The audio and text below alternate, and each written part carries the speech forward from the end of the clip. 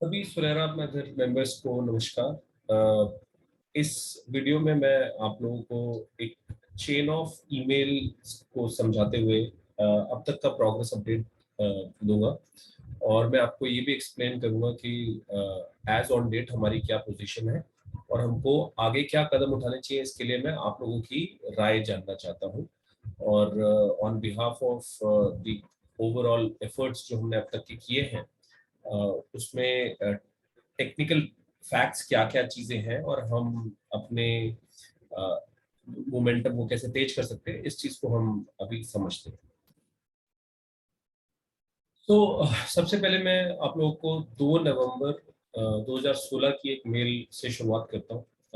थोड़ा सा बैकग्राउंड अच्छा रहेगा। ये वो पहली मेल है शायद से जिसको ऑफिशियली डॉक्यूमेंट किया था मैंने, apart from RTIs and a lot of paperwork that we have done. इस मेल का क्रक्स ये है कि हमने वीरेंद्र दहिया जो उस समय हमारे डेप्यूटी रजिस्ट्रार हुआ करते थे, जो आजकल जॉइंट रजिस्ट्रार के पद पे पंचकुला में बैठ रहे हैं, उन्होंने भरत सिंह को यू नो इस केस के अंदर में एज ए इंस्पेक्टर इस सोसाइटी में as a board of administrator लगाया था। और उसने एक फर्जी इलेक्शन किया था जिसको वीरेंद्र दहिया ने बाद में, जब उनको समझ में आया कि अब ये उनकी नौकरी के ऊपर में आंच आ सकती है, तो उन्होंने भरत सिंह वाले केस को हमारे फेवर में सेट असाइड किया था, जिसको के इलेक्शन पिटिशन कहते हैं अंडर सेक्शन 101। अगला मेल 27 जनवरी 2017। 27 जनवरी 2017 को हम लोगों ने बहुत कोशिश करी। हमने आरसीएस को चिट्ठी लिखी। हमने बोला कि हमारे को कुछ डिमांड्स है कि हमारी एजीएम हो जानी चाहिए, जनरल बॉडी मीटिंग हो जानी चाहिए, हमारी सोसाइटी के अंदर में फाइनेंशियल ऑडिट नहीं हुआ आज तक। और ये ऐसी चीजें हैं जिसके लिए हमारे को काफी आश्वासन भी दिए गए, सीएम साहब से भी हमारे को काफी चीजें मिली। फिर हमने बहुत सारे रिमाइंडर्स लिखे। उस समय विकास यादव जी होते थे रजिस्ट्रार। ग्रेजुअली सिलसिला चलता रहा। 21 जुलाई 2017 को फिर हमने हिंदी में लिखा। हमें लगा कि शायद इंग्लिश में डिपार्टमेंट के अधिकारियों को समझ में नहीं आता होगा। 6 अक्टूबर 2017 को हमने एआरसीएस का एक ईमेल हमारे पास में आया कि I said, first of all, thank you, ARCS, for acknowledging the email after a long chase of 1 year, giving opportunity to present our case. और इसके अंदर में हम लोग सब मेंबर्स जाकर के मिले। और जब हम मिले तो हमने कुछ प्रश्न सतीश रोहेला जी से पूछे, जो उस समय एआरसीएस होते थे, आजकल वो डीआरसीएस के पद पे थे। और लास्ट हियरिंग भी उन्होंने ही करी थी। क्वेश्चन को ध्यान से देखिएगा। हमने क्वेश्चन पूछा, who was the ARCS in 2012 and board of administrator किसने अपॉइंट किया था सुनहरा अपना घर में मिस्टर भरत सिंह। जिस केस के बारे में मैंने आपको बताया कि वीरेंद्र दहिया ने बताया था कि भरत सिंह द्वारा कराया गया हमारी सोसाइटी के अंदर में इलेक्शन और प्रोसीडिंग बुक्स फर्जी हैं। ये केस डीआरसीएस वीरेंद्र दहिया ने किया था। तो उन्होंने रिप्लाई किया दैट हाँ वो काम कर रहे थे और उन्होंने इंस्पेक्टर भरत सिंह को अपॉइंट किया था as a board of administrator. Why the procedure of audit not conducted, इन्होंने कोई आंसर नहीं दिया।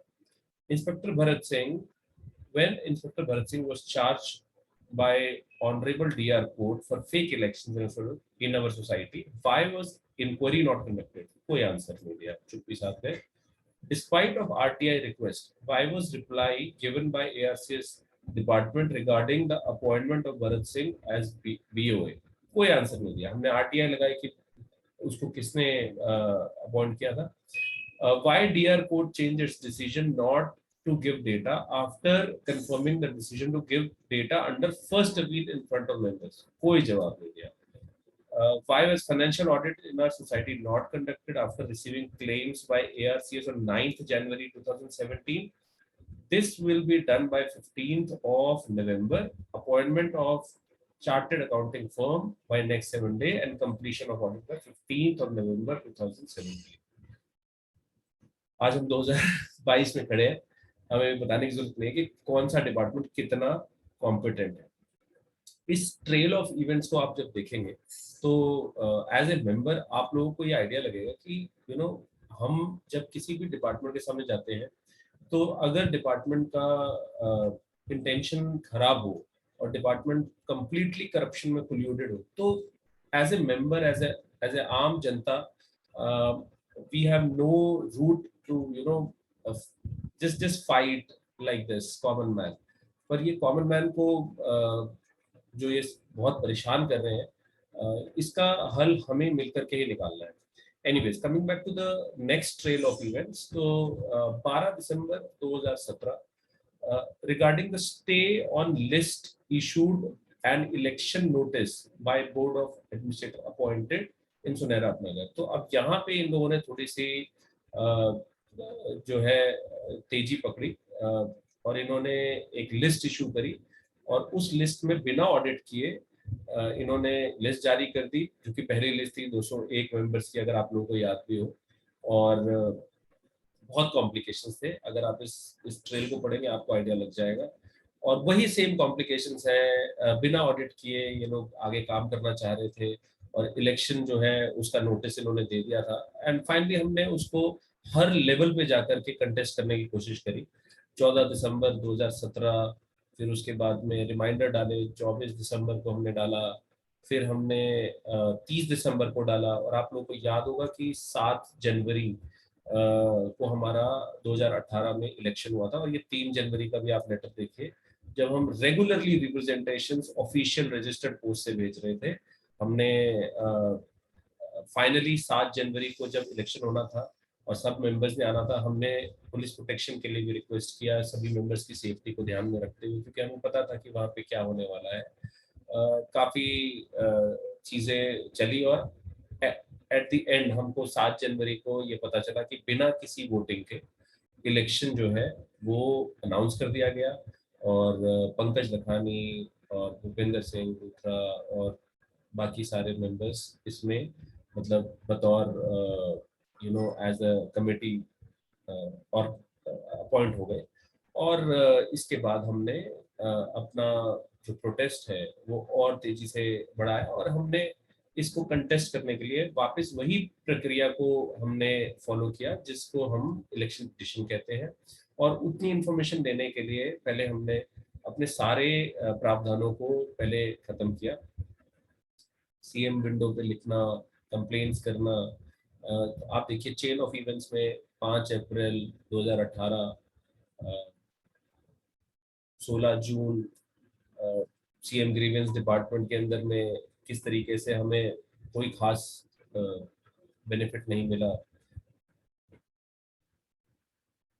8 सितंबर 2018 रेगुलर फॉलोअप्स के बाद में हम लोगों ने फाइनली एक केस हमारा जो चल रहा था जिसके अंदर में हमने इलेक्शन पिटीशन को एआर कोर्ट में और डीआर कोर्ट में कंटेस्ट किया, जिसमें दोनों कोर्ट्स में हम लोगों को जीत हासिल हुई।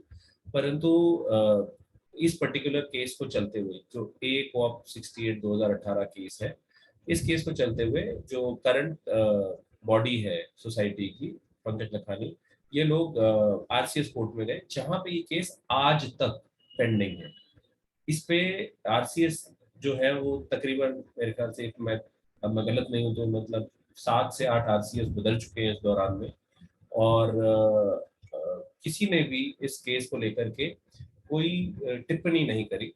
और अगर हम इस केस की गहराई तक जाना चाहते हैं तो इस दौरान बहुत सारे बायर्स ने, होम बायर्स ने सीएम विंडो में कंप्लेन करी। बहुत सारे क्लॉजेस का रेफरेंस देकर के उन्होंने बताया कि किस तरीके से हमारे साथ में चीटिंग हुई है, फ्रॉड हुआ है।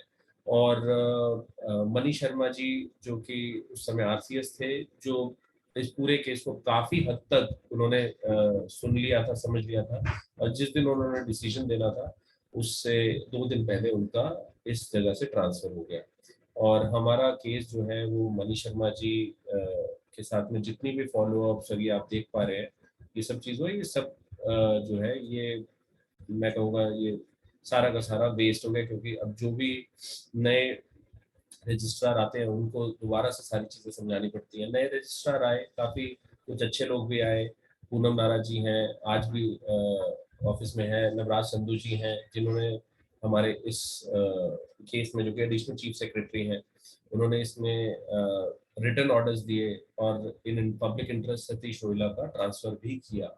ये सारी चीज़ें न्यूज़ मीडिया में भी आई।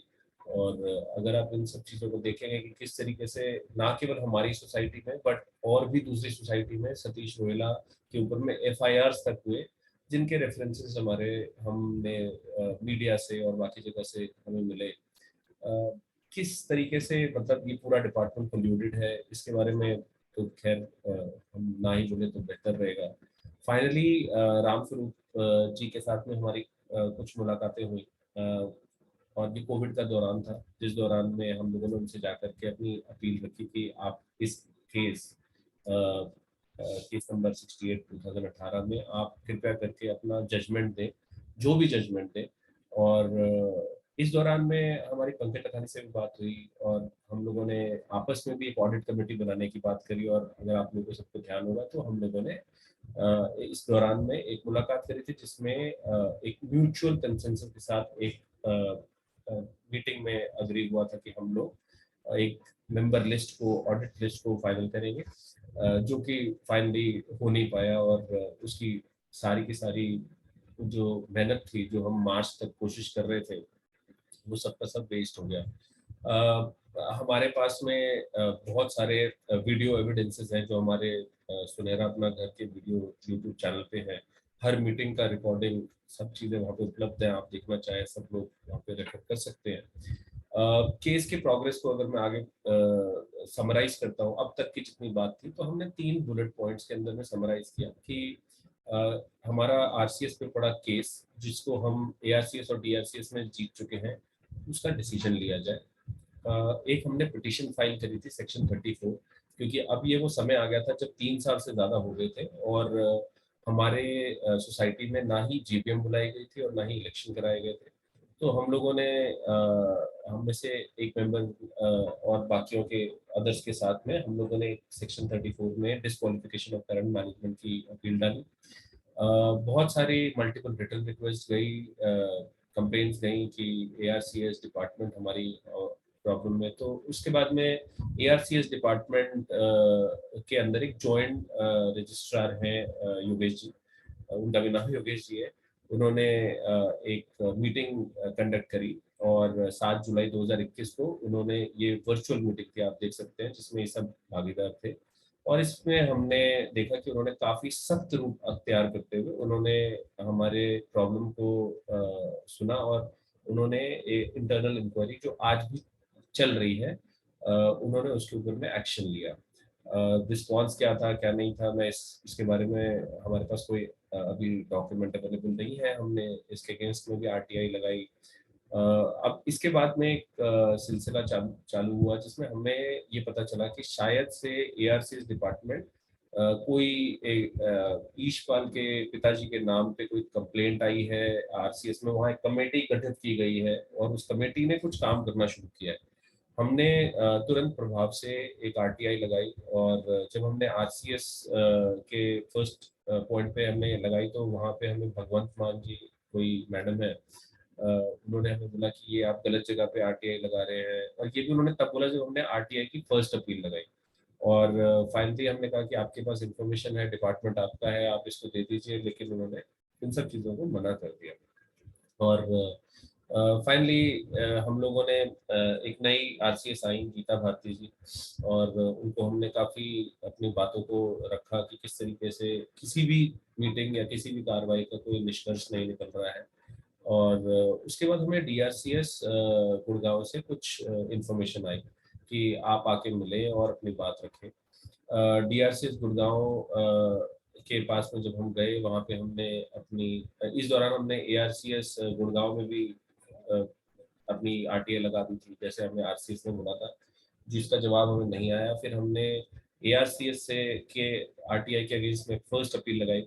आप लोगों को बहुत सारी कहानी लग रही होगी ये सारी चीजें, कि इतना सारा टेक्निकल बात जो मैं कर रहा हूँ, बट ये सारी चीजें हैं जो एक फ्लो ऑफ इवेंट को आपको क्लैरिटी देंगे। और डीआरसीएस की मीटिंग में हम लोग सब गए, जहाँ पे हम लोगों ने अपना पक्ष रखा कि किस तरीके से एआरसीएस इंफॉर्मेशन को विथहोल्ड रख रहे हैं, और फाइनली उन्होंने इस पेचीदगी को समझते हुए एक हमें डेट दी कि 30 मई तक हमारे पास में ये डेटा आ जाएगा, और डेटा हमारे पास आ गया। ये जो आखिरी मेल है जो मैंने 30 मई को डाली है आरसीएस को, अब ये है आज का हमारा टिल डेट का प्रोग्रेस, कि इसको समझना बहुत जरूरी है कि हमारे जो एआरसीएस है उन्होंने लिखित में हमें दिया है कि प्रेसिडेंट और सेक्रेटरी हमारे सोसाइटी से रिमूव कर दिए गए हैं। हमारे पास कोई फंक्शनल बॉडी नहीं है। 5 लोगों की एक बॉडी है जिसको इन्होंने अपने स्टेटमेंट में मेंशन किया है, जो एग्जिस्ट करती है। वो क्या कर सकती है नहीं पता, क्या रीजन था इनको हटाने का वो भी नहीं पता प्रेसिडेंट सेक्रेटरी को। आरटीआई के रिप्लाई में ये भी बताया गया है कि क्योंकि किसी भी टाइप का रिमूवल का एक प्रावधान है, या तो वो बोर्ड ऑफ एडमिनिस्ट्रेटर करता है या वो एआरसीएस करता है। और हमारे सोसाइटी के अंदर में आज तक जब से इलेक्शन हुआ है उसमें एक भी बार ना प्रोसीडिंग बुक लिखी गई है और ना ही जीबीएम हुई है। ये आरटीआई के रिप्लाई में एआरसीएस ने लिखा। मैं आप लोगों को इस मेल के अलावा आरटीआई का रिप्लाई दिखाता हूँ, सो दैट आप लोगों को और ज्यादा क्लैरिटी होगी कि अब हम किस स्टेज पे हैं और लेटेस्ट इंफॉर्मेशन के बेसिस पे हमें आगे कैसे एक्ट करना है।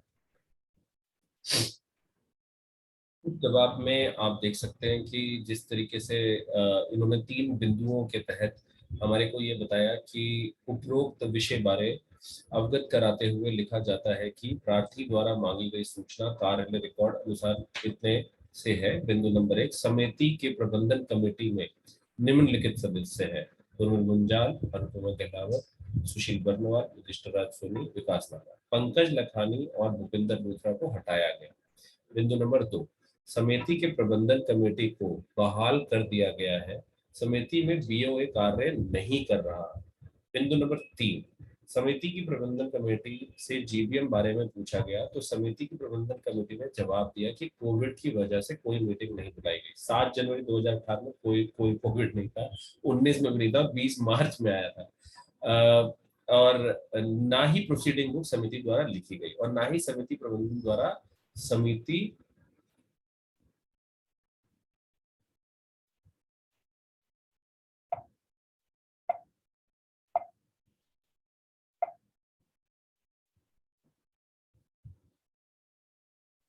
समिति के रिकॉर्ड बीओ के समय उपलब्ध नहीं करवाया गया।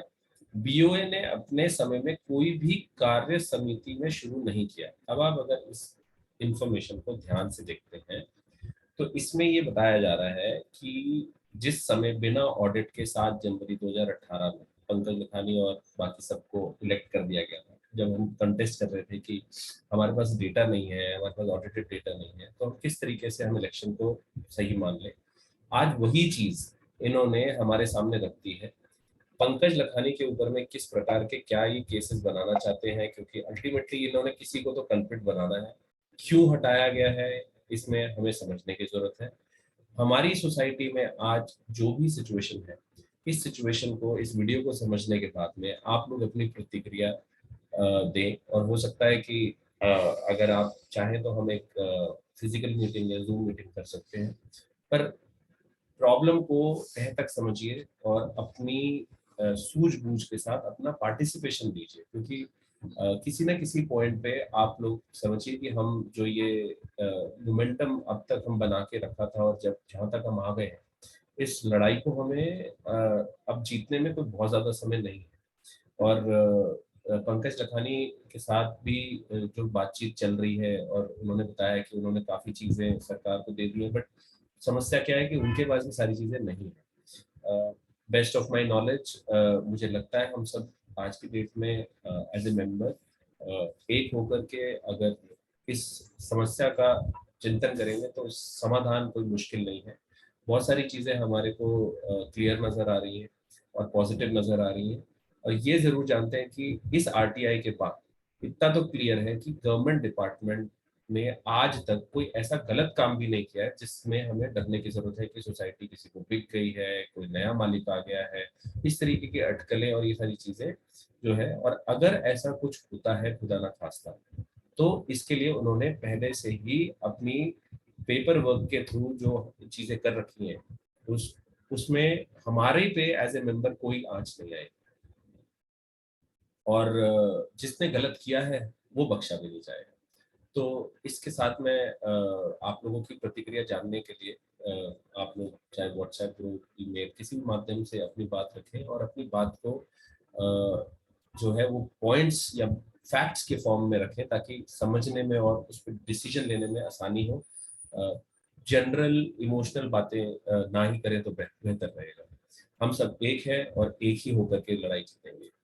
धन्यवाद आपका, योगेश।